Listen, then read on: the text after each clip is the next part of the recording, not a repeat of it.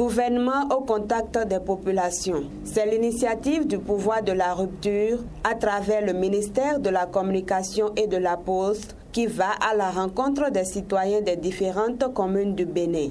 L'objectif de cette séance est d'expliquer la pédagogie de la rupture et de dresser les réalisations du programme d'action du gouvernement. Le programme dénommé Asphaltage qui offre un nouveau visage à toutes nos villes, les principales d'abord.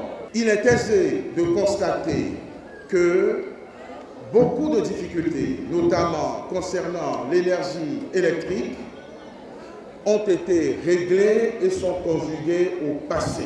Nous avons, sous le leadership inspiré et éclairé du président de la République, réglé le problème de l'eau, la redynamisation de l'agriculture et d'autres filières, comme par exemple l'exportation du miel. Le miel du Bénin est considéré comme un bien de qualité, l'éducation de nos enfants, qui est un axe prioritaire et pour lequel le gouvernement consacre non seulement beaucoup d'argent, mais une politique ambitieuse. La visite du ministre de la Communication et de la Poste à Parakou a été une occasion propice pour étaler les multiples actions du gouvernement du chef de l'État Patrice Talon au profit de la troisième ville à statut particulier du Bénin. De 2016 à ce jour, les actions déjà réalisées à Parakou se chiffrent à peu près à près de 40 milliards de nos francs.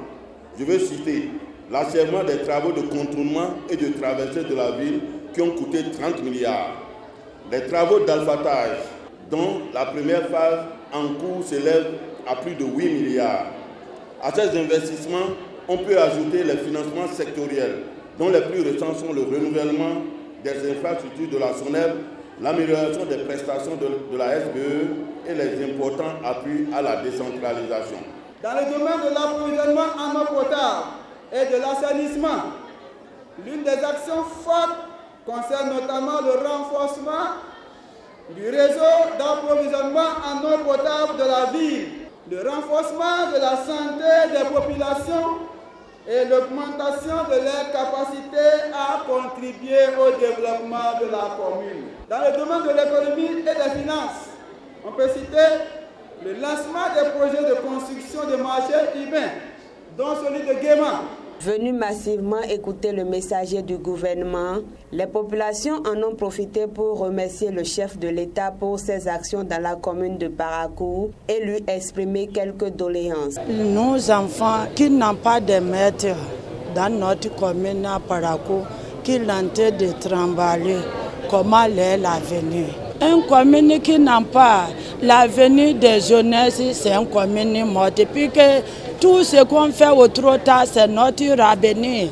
L'hôpital de Parakou et le coût de CHG n'est pas encore à la hauteur de ce que nous souhaitons. On n'a pas dit de scanner ni d'IRM et par conséquent limité. Voilà que Parakou a un seul stade synthétique. 3 grandes équipes, la BIF du Bordeaux, de Real, de Dynamo et autres, se partagent un seul terrain synthétique, s'il vous plaît. Alors qu'une place réservée au quartier Bayerou d'environ 205 000 m² est disponible pour un stade moderne. Monsieur le Président Patrice Talon, je vous en prie, pensez à ce stade. Le ministre Alain Orula a rassuré ses interlocuteurs de ce que leurs préoccupations ne sont pas tombées dans l'oreille d'un sourd. L'initiative gouvernement au contact des populations continue son périple dans la 8e circonscription électorale et cap sera mis dans les communes de Perere, Ndali et Tchaoro pour le même exercice.